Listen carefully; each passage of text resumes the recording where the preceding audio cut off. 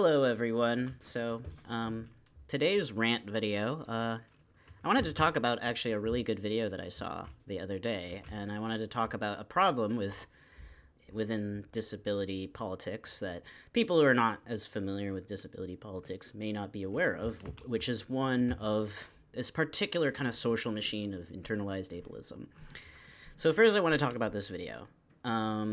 And it was a video about analyzing, it's going viral right now. It was a video about analyzing disability in the context of Toy Story, the Toy Story series, specifically Toy Story 2 and Toy Story 4. I have not seen Toy Story 4, nor do I really have any interest in seeing Toy Story 4, and it kind of seems like I'm not really missing out on much to begin with, so I'm not really that particularly interested in watching the film. But I wanted to say that the analysis provided is excellent, right? If you like media analysis, I would highly recommend this video. It's fantastic. The author did a great job in essentially analyzing, making really interesting new kinds of analyses. So, like, normally I don't like watching media analysis videos typically, because usually if and you know what it's like. It's always like this lead up for like 5 minutes of like, okay. And I know I talk a lot in my videos, but I try to make sure that like everything that I'm saying is like interesting. Like I try to give multiple points and like a large amount of development in my videos. And I know that, you know, maybe that's not the most algorithmically viable solution. I don't know. But like I try to make it so that it doesn't feel like you've just watched like 8 minutes to listen to this person edge for like on to what they're about to say, and then it's just like one fucking idea for the whole video, and then they ramble on for the next 20 minutes about why it's that one thing. I absolutely hate that kind of media analysis, and it's fucking everywhere. And this video was really short and had a ton of really interesting ideas. I think the most interesting idea that I never even thought of before when thinking about Toy Story, and I'll admit I don't really think of Toy Story very often because like I'm kind of past my Pixar phase. Like, oh, John Lasseter is a piece of shit. Okay, well I guess that means no reason to give a crap about any of this crap anymore. It's all fake crap anyway.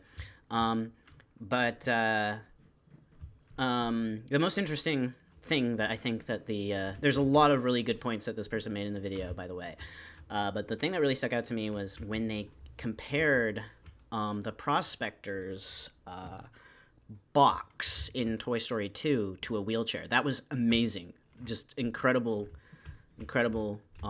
observation that I would have never thought about before, and I absolutely adored that. Right, so kudos to the creator of the video. You did a fantastic job, and I really want to encourage you to do more media analysis on disability because you really have a knack for it. And I don't know if you're disabled. I mean, even if you're autistic or ADHD, I still think that what you're producing is excellent material. And my recommendations would be to, if you're not already, read more disability theory because it's really good stuff, right? There's so much cool disability theory out there. Like, you know, ableists will complain about disability theory, but then they'll talk about how cool and interesting, like, cyberpunk is. Well, where do you think cyberpunk got all the prosthetics and you know, cyborg shit from? You know, they got them from disabled people, all right? They just appropriated, you know, stuff that disabled people have to go through. And, you know, so, like, it's, like, the cool version of, like, crappy cyberpunk analyses, right? So, I would recommend, like, here's a few books that I would recommend you get started with, and you will definitely impress your professors by referencing these. First, if you are really into politics and leftism, I would recommend, what is it called? Capitalism and Disability by Marta Russell. Fantastic book. Fantastic. Every time I read that book, I find something that I just never thought of before with disability, right? And another author that I would recommend is Alice Wong. I would recommend, what's another book I would recommend? Feminist Crip Queer, I think it's called, or I can't remember if that's the order it's in, but yeah, it's a really, really cool book. That one's by Alison Kafer, and there's every chapter in that one, again, is something new. I really enjoyed Georgia Klege's Sight Unseen. She's more of a fiction writer, if I recall correctly. But somebody encouraged her to write on her blindness, right? And that's an excellent book. And then another one I would recommend is I really enjoyed The Butterfly and the Diving Bell. That one's about a guy who got locked-in syndrome, and he used his eye to communicate, to write his narrative. Like, basically, he was only able to move a small part of his face after a stroke, and he lived that way for over a year before he died of like pneumonia or something. And he died literally like 2 days before after the book was published. It's really tragic, but it's a fascinating book. And of course, there's tons of autism and schizophrenic literature. My YouTube channel is focused specifically on a theorist who's not disabled, but worked with schizophrenic people. His name is Félix-Deux. You may have heard of Gilles Deleuze and Félix-Deux if you're into reading theory books. They're kind of infamous for being pretty difficult. Pretty is an understatement. They're known for being very difficult. So I wouldn't say jump into that. I got into it because oh shit, I need to get food. I got into it because I was schizophrenic. Well, not like diagnosed schizophrenic. I was bipolar 1 with psychotic manias, technically. But for all intents and purposes, I was schizophrenic for like 2 years. I had like an episode that just got worse and worse. And during that time, I got into Félix-Deux. And his work was incredibly helpful for me recovering because it exposed me to a really important history of just disability politics regarding schizophrenics and also autistic people through Fernand Deligny.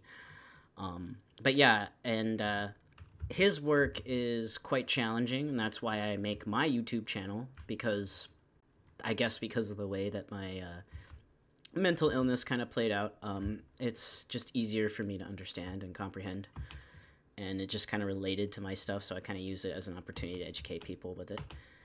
And if you want to read his stuff, I would recommend maybe learning a bit more about other stuff. There's definitely a lot of preliminary reading I would suggest before getting into him directly, but I do have a video on my channel that discusses his essay called Cinema of Desire, right? And Cinema of Desire is basically about him analyzing the relationship between cinema and like psychoanalysis and how we construct like certain kinds of social relations and stuff, right? Oh shit, I'm gonna die.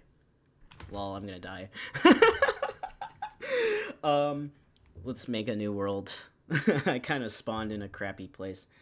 But yeah, so Cinema of Desire, I wrote a video that helps explain what that essay is about. It's in a book called Chaosophy, and I would recommend that if you are interested in learning about that sort of thing, you can watch the video and use that as a guide to get yourself, started, right? So give me 1 second. I'm gonna just take care of this. No.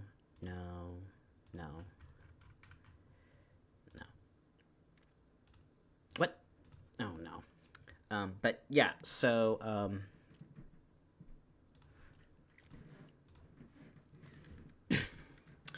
so overall, I really enjoyed your video, and I really encourage you to keep going. And keep going specifically with the disability media analysis, because your stuff is some of the best stuff I've seen on YouTube. about it, and you're very concise, and you were able to pack so much into such a short time. So, with that out of the way, I want to discuss a more pressing issue.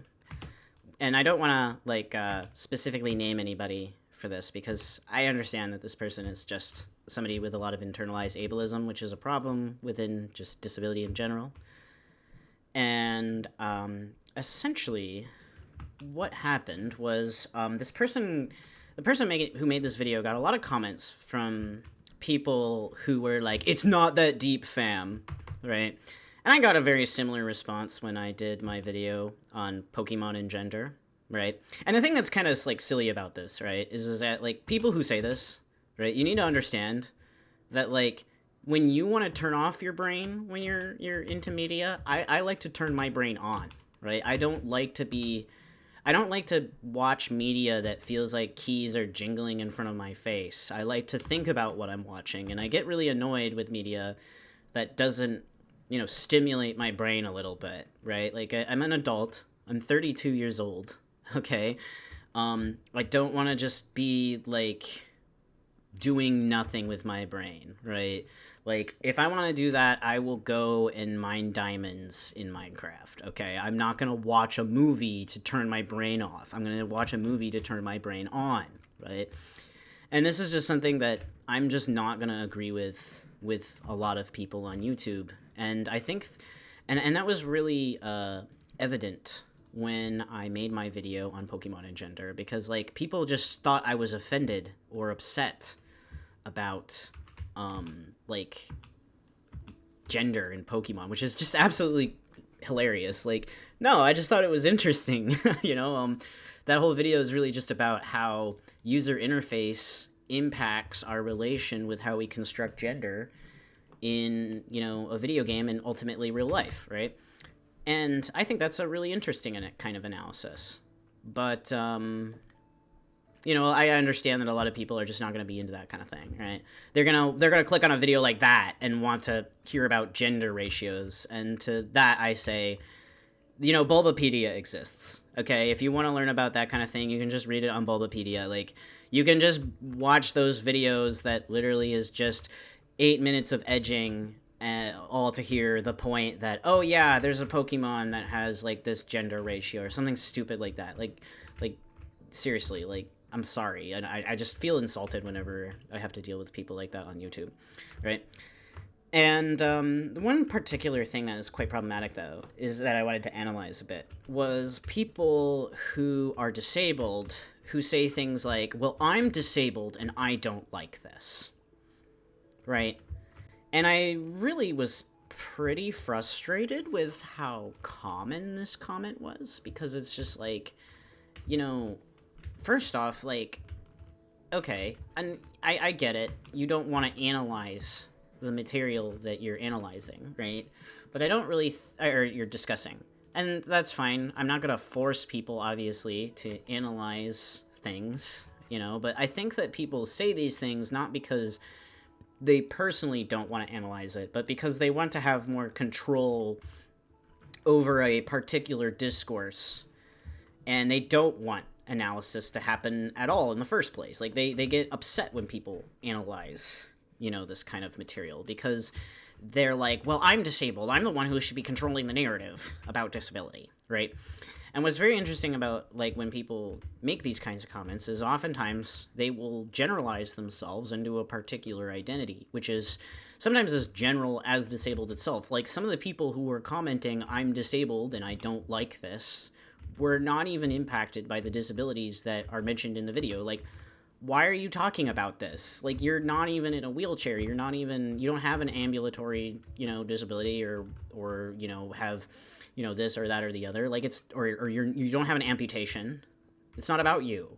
It's, if you have a mental illness or whatever, like, or a disability or autism or whatever, there's definitely media out there that depicts those things, and there's a lot of really, like, I'm gonna just say it, as somebody on the schizo spectrum, there's so much garbage out there about how schizophrenia and bipolar is depicted in media, to the point where it directly impacts, my life. And that's part of the reason why I can't really just turn my brain off when I see, like, a disabled depiction in media.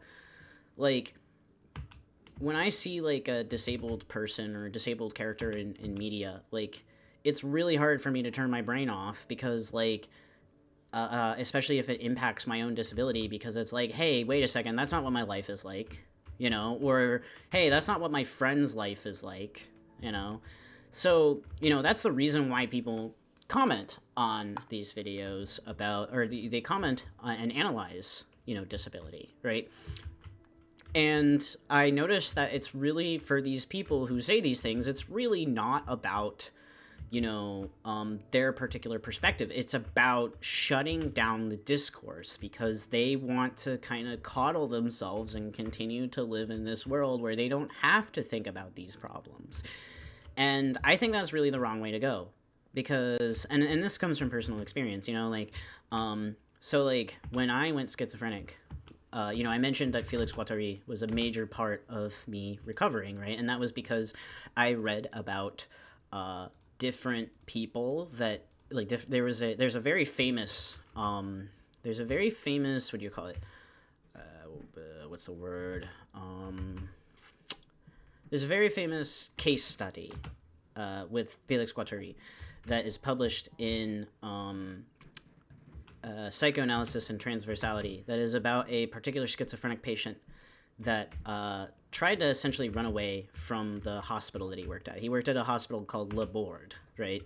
And Le Bord was very different than how like a standard hospital ran at this time. So this is like the 1950s, the 1960s, right? And unlike most hospitals where they would basically treat you like an animal and, you know, they were doing lobotomies and shit and just totally dehumanizing experience for severely schizophrenic people, they instead focused on horizontalization of the power structures in the institution. So they weren't anti-institution, right? But they were rather like more like kind of like having like a sort of almost like socialist or communist commune kind of relationship with the institution, right? So and a lot of these guys who were involved were, you know, leftists, and it was a movement that sprung up from, you know, World War II, because in the Nazi occupation of France, they basically tried to exterminate schizophrenic people by starving them to death.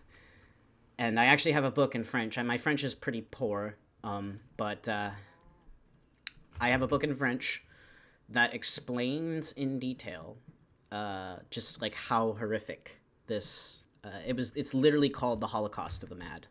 That's what it translates to, and it's genuinely a sobering book. Like whenever I open it and look at the pictures, it's very difficult to look at because just the mass scale of what they were trying to do to essentially my people. You know, that would have been me, kind of thing, you know.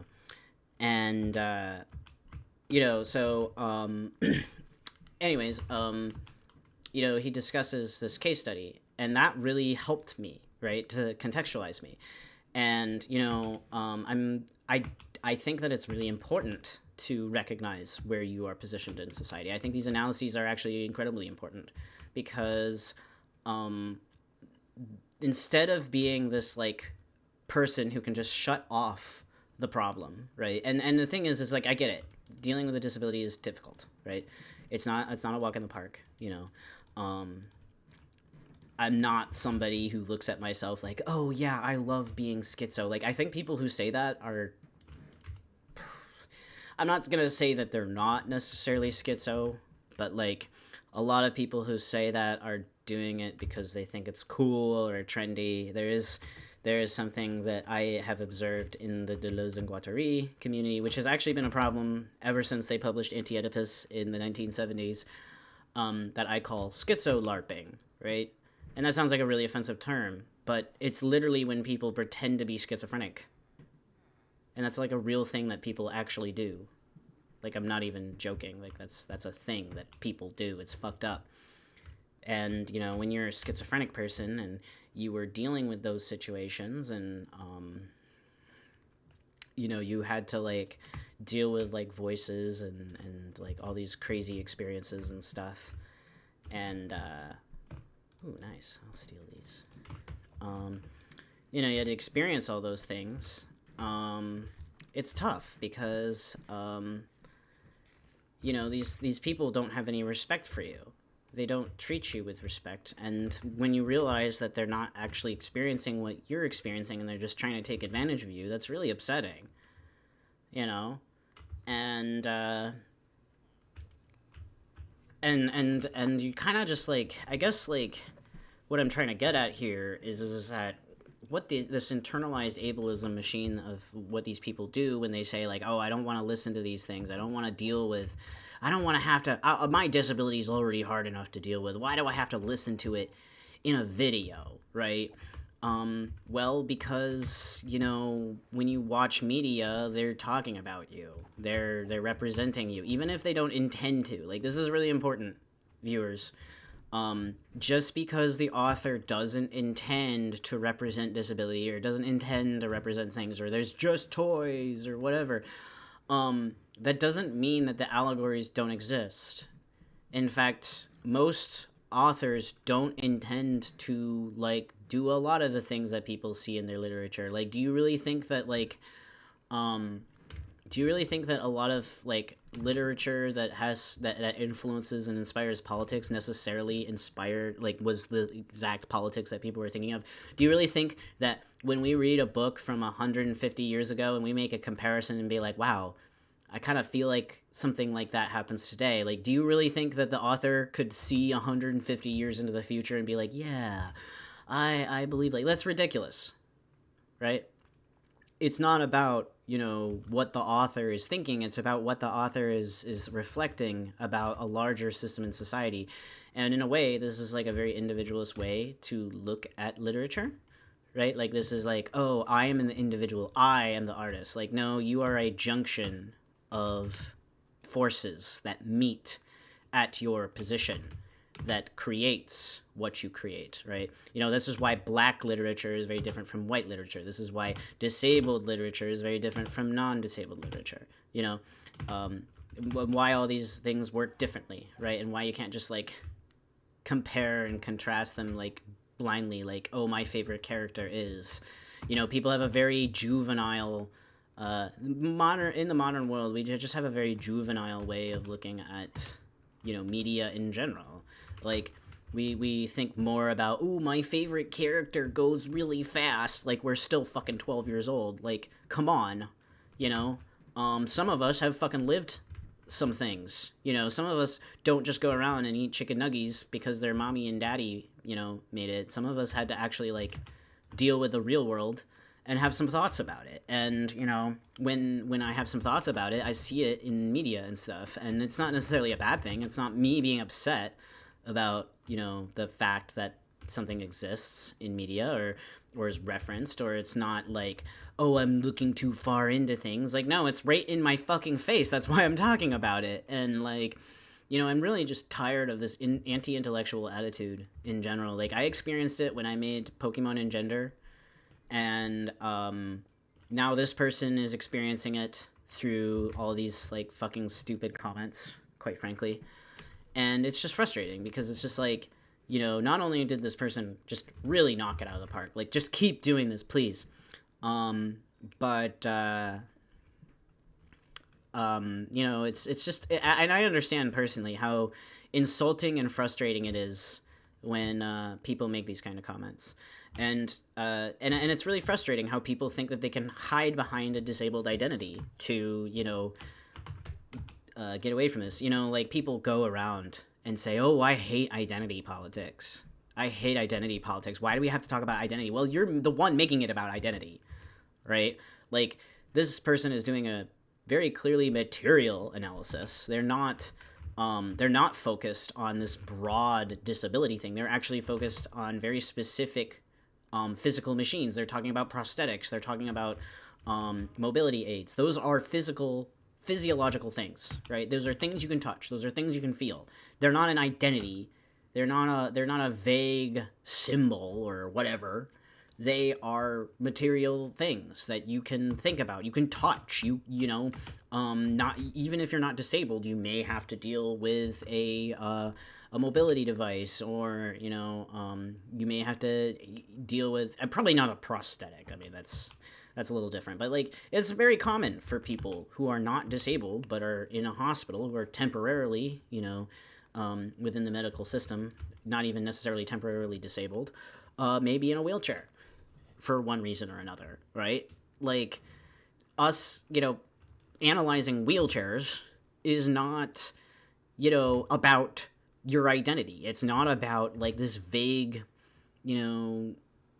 thing, right? It's about a physical thing that actually exists. It's about a thing that actually does things, and it's really frustrating to have people who are not interested in how things do things and just try to, shut them up, right?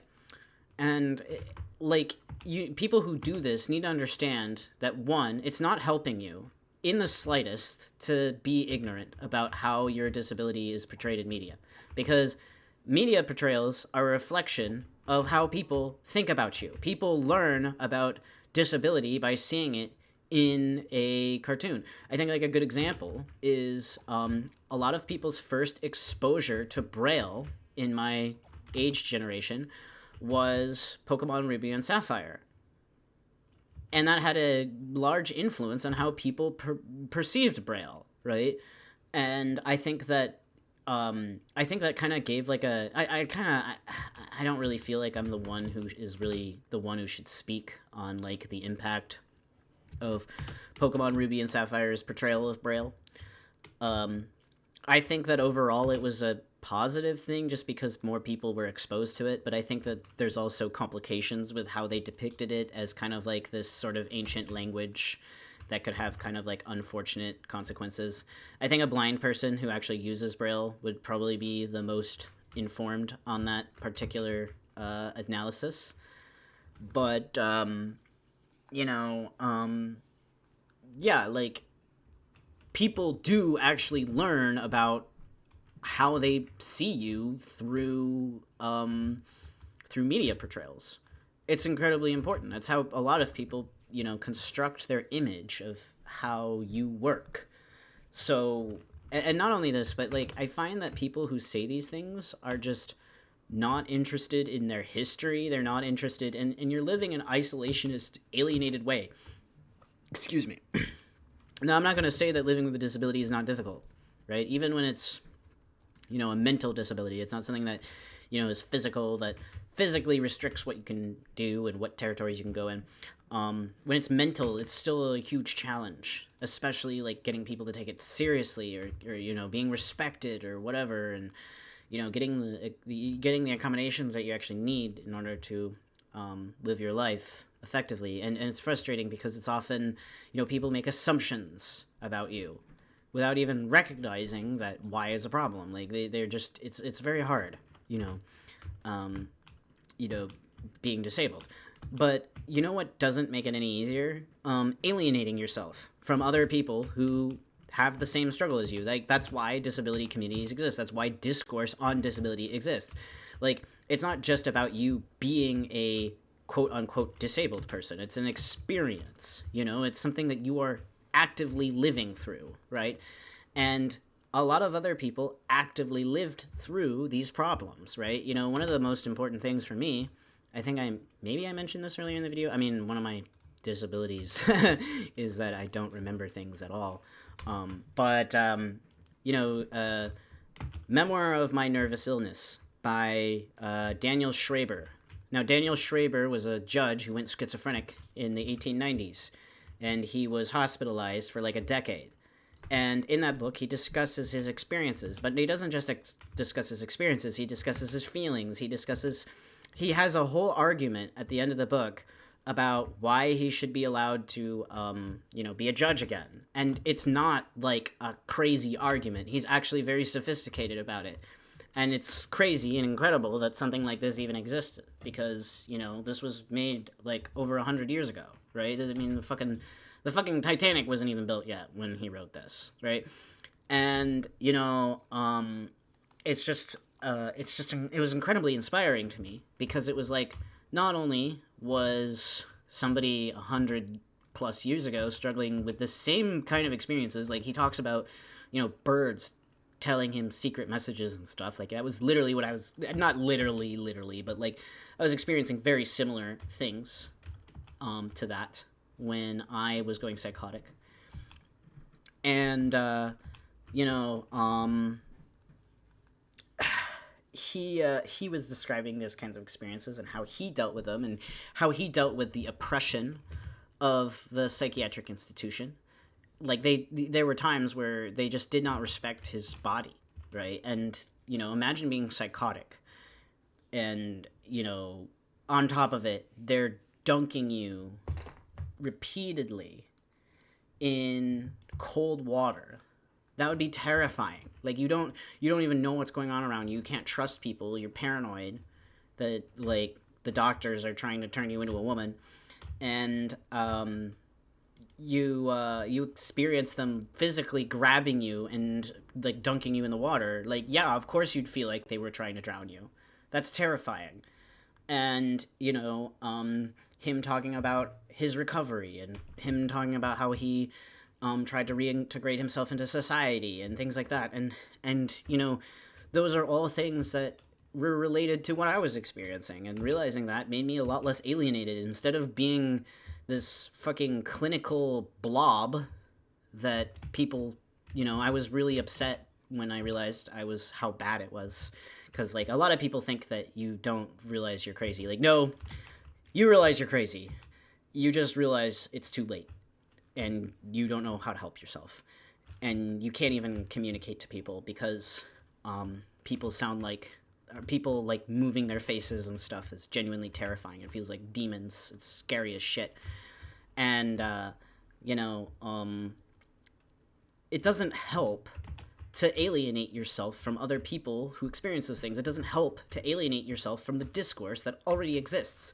It helps you to recognize that it exists. It helps you to engage in that discourse. And it's really helpful when people who may or may not have a disability provide interesting insight onto, what people have to say about it. It's just, it's like this kind of internalized ableism that encourages people to see themselves as just an identity, just as like, oh, I'm a disabled person and I should just be listened to because I have a disability, like, broadly speaking. And I don't, and on top of that, shutting down the discourse is just unbelievably frustrating. Like, you're not the center of the world. You're not the only person with a disability. That may have worked, 10 years ago, because people just were really ableist back then and they didn't care about, disability discourse. But a lot of people, especially with, like, the rise of interest in healthcare politics, are way more open about talking about disability. So you're not the only one. You're not just some special snowflake. You are in a discourse that already exists. Maybe instead of shutting down that discourse because it, inconveniences your key jingling relationship with media, maybe you should try changing. Maybe you should try and see what thinking about your disability in the context of, a larger world represents, and, that helped me incredibly, and it made me able to, pull myself together enough where I was able to actually, like, I wouldn't say fully recover. That's definitely not true. I'll never be the same again, but it helped me recover enough where I'm able to function and able to identify my needs and, live with my illness. That's actually a very interesting point, because going back to the case study I mentioned earlier, one of the things I really don't like about Francois Doss's account of intersecting lives. Now, his historical account is incredibly valuable of Deleuze and Guattari, don't get me wrong, but he has a tendency to describe treatments as cures, which is not the language that either Guattari or Uri, the lead psychiatrist at Laborde, used. And instead, in the account where they talk about this schizophrenic patient that is talked about in Psychoanalysis and Transversality, Guattari uses the language that he is able to finally come to terms with his illness. He is finally able to conceptualize and understand and contextualize where he lies in the social sphere. And, that's incredibly important. How are you supposed to recover if you are always an alien? I mean, you can go and live your life like you're some kind of special snowflake different person, right? Where, oh, I'm different. I handle things differently. I do things differently. My brain doesn't work the same way. You'll never understand. And what I've found, as somebody who's dealt with some extreme crazy trauma in my life, like, to put it lightly, my parents have a body count. I don't think most people can say that about their parents. Most people cannot say that their parents have accumulated a body count. But the thing that really helped me, recover from that was not being an alien. Not being somebody who's different. When people tell me, oh, I could never imagine. Like, no, shut up. You can imagine, actually. Like, we all go through things that are relatable. Like, stop alienating me and stop alienating yourself. It's not about a competition about who has it worse, because think about it, if we really took this idea to its limit, which is what I have to experience really at the end of the day, all it leads to is extreme alienation. I don't find people who, understand what I go through, because what I went through was very extreme and unusual. But instead, it's me relating to other people and me understanding that other people experience things that are similar to what I experience that has actually helped me tremendously. And you're never gonna like feel better about yourself until you recognize that there's other people out there that experience things like you, and they're having discussions about what they're experiencing. They're having discussions about how they are portrayed. They're having discussions about what it means, and instead of just shutting off that discourse because you don't want to think about it because it sucks, maybe you should instead be more active in that discussion. Maybe it would help you to recognize where you lie in the discourse. Now, I wanted to say one last thing that I realized I forgot to say earlier in the video to the creator of the video. I might even mention it in the comments so that if they come and see my video, they see it and recognize it. But make sure that you use closed captions. Do not add. I noticed this in the comment section. Use closed captions, because not only the thing about closed captions is that with accessibility, having things functionally as text, not as parts of a video or whatever, but as text that you can actually grab with your cursor, is the most accessible way to do things, bar none. Like, it allows, just text is just extremely transmutable across resources. So, like, for example, deafblind people benefit very well from having proper closed captions, right? As opposed to what do you call it? Like having like those stupid TikTok subtitles. And the reason why is because closed captions works with screen readers.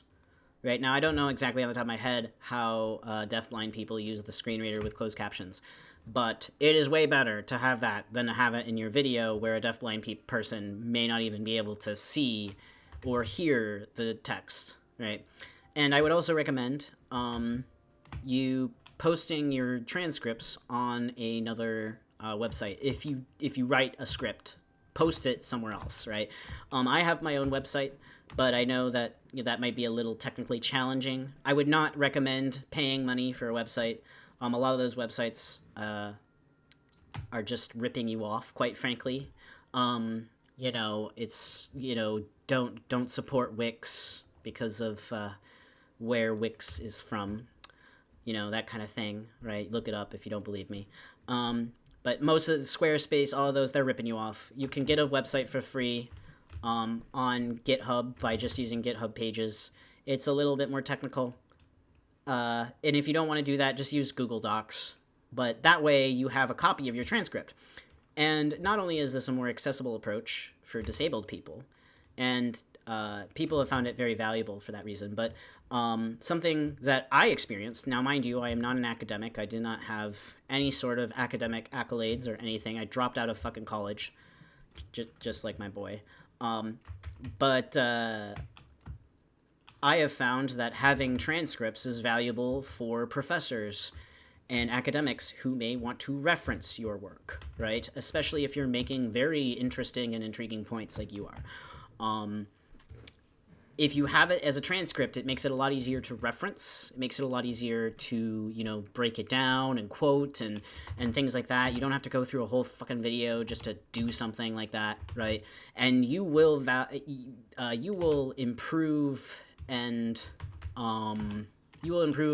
academic interactions with your work if you upload your transcripts on another website. And also, I found it is valuable for people who may not like the format of your content. Like some people, for me, I know that for my last video I just made the music too loud, but a lot of people just don't like the music, right? So instead, I have they can just read it on my website, and then they don't have to deal with the music. They can absorb it in their own way, right? A pretty important, just a very important aspect of accessibility in general, not just disability accessibility, but just in general, is having multiple ways to interact with your material. And if you're already writing scripts, then just upload them somewhere, Google Docs, and a locked document where people can't edit it, would be a great option. So, check out people who are just watching this casually. Definitely check out the video that I'm talking about. I posted a link in the description, and give them a subscribe. Very cool people, very cool creator. I'm not super into the other media analysis that they did, but I really want to encourage them to do more disability media analysis. So I hope that you enjoyed my little rant on this, and have a good day.